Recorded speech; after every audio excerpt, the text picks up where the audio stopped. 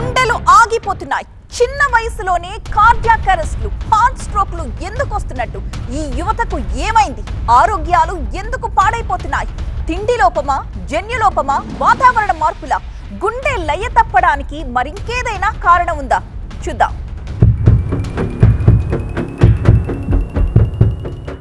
ఇటీవల ఉప్పల్లో ఓ యువకుడు బ్యాడ్మింటన్ ఆడుతూ ఒక్కసారిగా కుప్పకూలిపోయాడు. దీనికి కారణం అతడికి సడన్ కార్డియాక్ అరెస్ట్ కావడమే. సికింద్రాబాద్కు చెందిన 24 ఏళ్ల యువకుడు జిమ్లో కసరత్తులు చేస్తూ ఇటీవల గుండెపోటుతో అక్కడికక్కడే చనిపోయాడు. ఇక్కడ గుండెపోటే కారణం. ఇలా ఇటీవల చాలా మంది యువకులు, ముఖ్యంగా 30 ఏళ్లలోపే గుండెపోటుకు గురవుతున్నారు. వీటన్నింటికీ కారణాలేంటి? ఈ యువత గుండెకు ఏమైంది?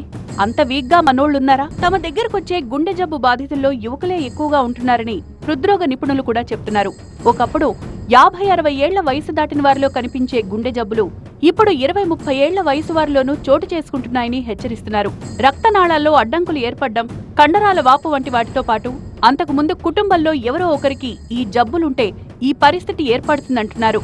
చిన్నప్పటి నుంచే జంక్ ఫుడ్ ను అధిక మొత్తంలో తీసుకుంటూ ఉండడం వల్ల కొవ్వు శాతం పెరిగి గుండె స్పందనల్లో తేడాలొస్తున్నాయని వైద్యులు చెప్తున్నారు.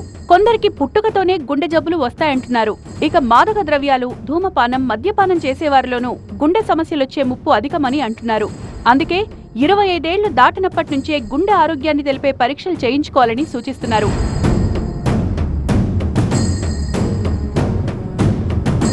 చిన్న వయసులోనే క్రీడాకారులు ఇలాంటి ఆకస్మిక మరణానికి గురైతే హెచ్సిఎం, హైపర్ట్రోఫిక్ కార్డియోమయోపతి కారణమై ఉంటుందన్నారు.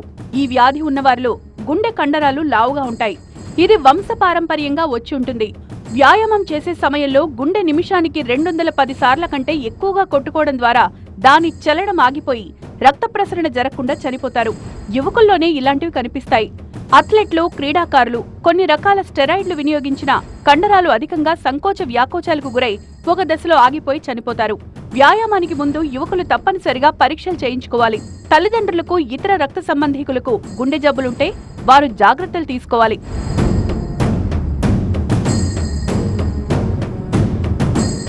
అలాగే మధుమేహం, అధిక రక్తపోటు రక్తనాళాలను దెబ్బతీసి కొవ్వు పేరుకుపోయి గుండెపోటు ప్రమాదం పెరుగుతుంది.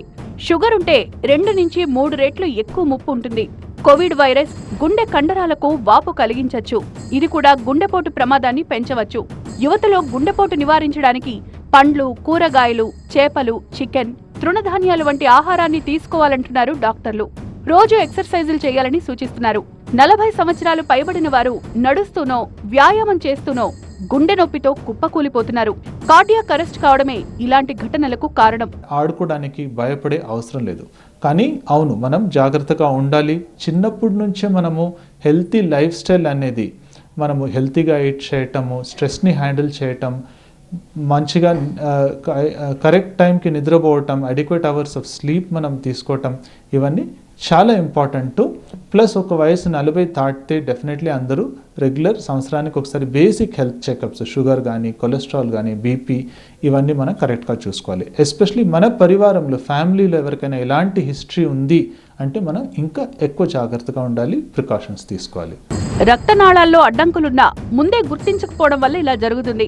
ఆహారం ఊపిరితిత్తులకు చేరడం వల్ల రక్తనాళాల్లో అడ్డుపడి మృత్యువాత పడతారు. స్టెరాయిడ్లు వాడకూడదు. చిన్న వ్యాయామాలకైనా, పరిగెత్తినా అలసటగా ఉంటే వెంటనే గుండె సంబంధిత పరీక్షలు చేయించుకోవాలని డాక్టర్లు సూచిస్తున్నారు. సడన్ స్ట్రోక్ వచ్చేవారిలో సగం మంది ఆస్పత్రికి చేరకుండానే మరణిస్తున్నారు. గుండెపోటొచ్చిన తొలి గంటలోనే గోల్డెన్ అవర్ అంటారు. అప్పుడు తక్షణ చికిత్స అందిస్తే బాధితుడిని కాపాడుకోవచ్చు. సిపిఆర్ చేయడం ప్రతి ఒక్కరూ నేర్చుకోవాలంటున్నారు వైద్యులు.